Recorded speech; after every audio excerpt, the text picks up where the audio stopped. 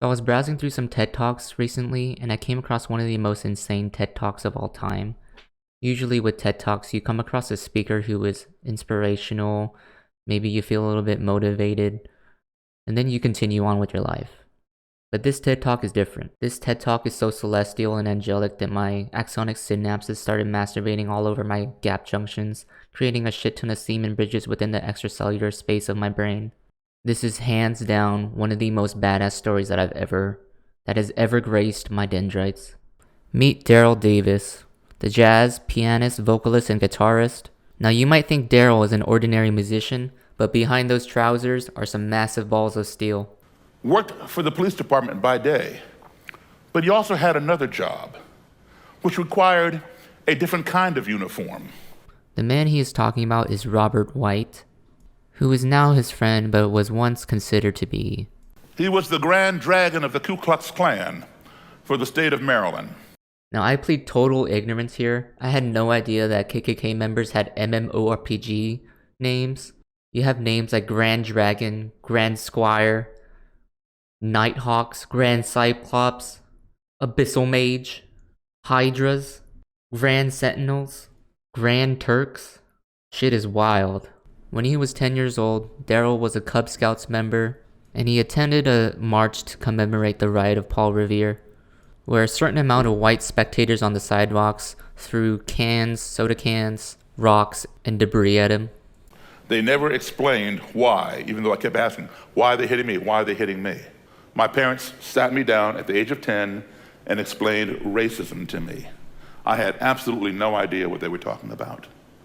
It was inconceivable to me that someone who had never laid eyes on me, never spoken to me, knew absolutely nothing about me, would want to inflict pain upon me for no other reason than this, the color of my skin. It is at this moment that Daryl's anime protagonist prognosis begins. The race is really fucked up by letting this beast come out. Daryl has just awakened his Rinnegan, is going to destroy racism, and unleash his infinite Tsukuyomi of tolerance. Fast forward to Daryl's Shippuden arc. Daryl finds that the books that he's been reading is not sufficient enough to explain why racism exists, so he decides to go to the main source, a KKK leader himself. So I had my secretary who books my bands and all that kind of stuff. I said, listen, I want you to get a hold of this guy. His name is Roger Kelly. I acquired Mr. Kelly's phone number. Mr. Kelly is what's known as the Imperial Wizard. Bob White was a Grand Dragon, meaning state leader. Imperial Wizard is a national leader in the Ku Klux Klan. So Daryl hits up R. Kelly, but not the R. Kelly you're thinking of. It's the RuneScapian version. The Imperial Wizard of the Ku Klux Klan organizations is one of the highest members. These are gamers that are well versed in racism and dark arts. Imperial Wizards have extremely well-rounded stats with 99 racism, 99 magic, and 99 bonfires, with a staff of Genie, Grand Exchequers, and Grand Scribes. I was told, do not fool with Mr. Kelly, Daryl. He will kill you. I said, give him a call. Do not tell him that I'm black, but see if he'll sit down and give your boss an interview. He wants to discuss the Ku Klux Klan. So Daryl initiates his infiltration into the 5 Kage Summit, his Mangekyo Sharingan at the ready. So we reserved a motel room. Mary and I got there early. Right on time, to the minute, there was a knock on the door. Mary hops up and runs around the corner, opens the door. In walks Mr. Kelly and his bodyguard. The bodyguard was armed with a sidearm right here on his hip. When they saw me, they just kind of like froze, because they were expecting a white guy. And I stood up and went like this to show I had nothing in my hands, and I approached. I said, hi, Mr. Kelly, I'm Daryl Davis.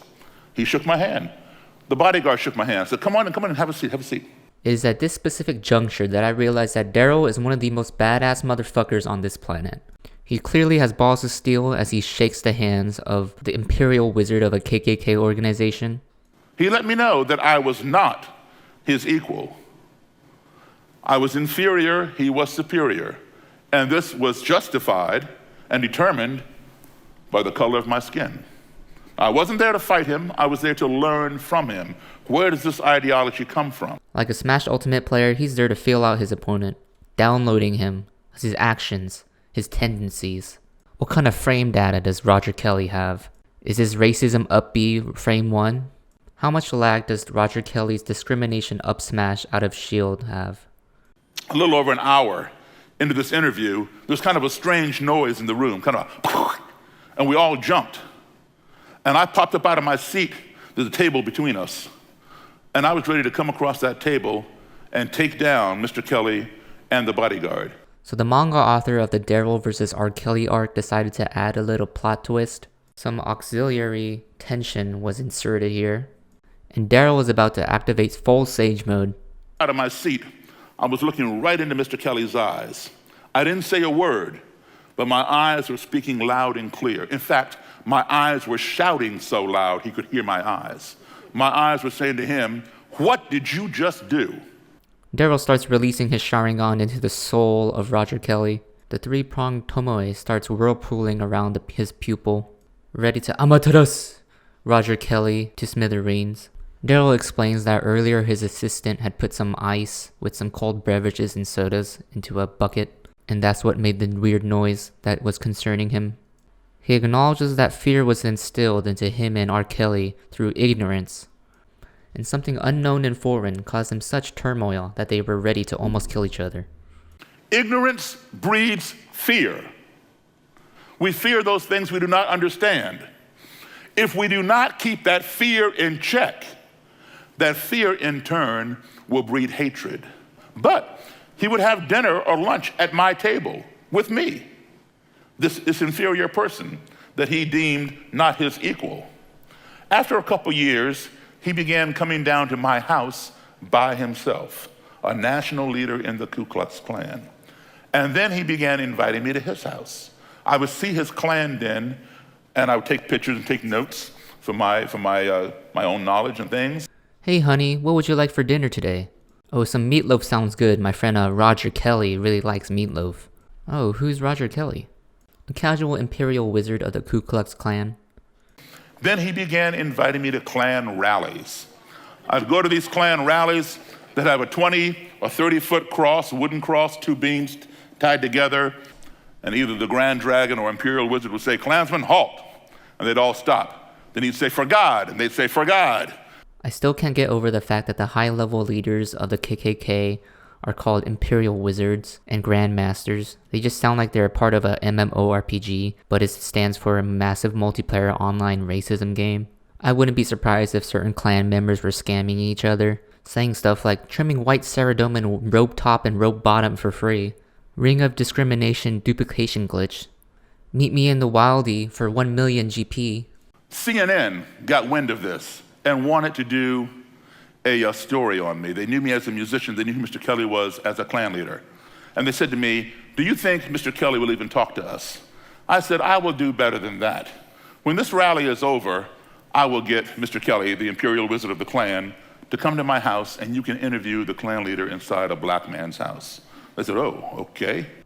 Out of approximately 7.6 billion people on this planet, there exists one effervescent badass, an individual so extraordinarily prodigious in apprehension, a master of reasoning and understanding, someone with a profound ability to extrude majestic locution. That person is Daryl. Very few people on Earth have the ability to procure a sentence this fucking badass.